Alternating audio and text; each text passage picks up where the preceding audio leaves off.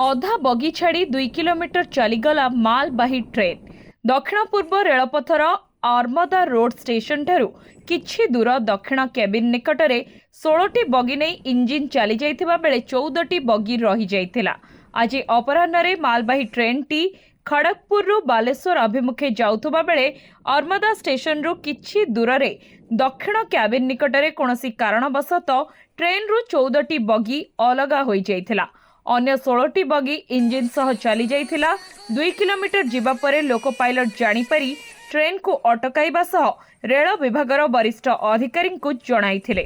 तुरंत रेल विभागर वरिष्ठ अधिकारी माने पहुंची मरामती करी बगी गुडी को ट्रेन रे जोड़ीथिले। प्राय 1 घंटा पर्यंत रेल चलाचल बाधाप्राप्त होइतिला। मरामती परे एबे रेल चलाचल स्वाभाविक होइछि। बालेश्वर बालियापाड़रू अमूल्य दास का रिपोर्ट, धरित्री लाइव।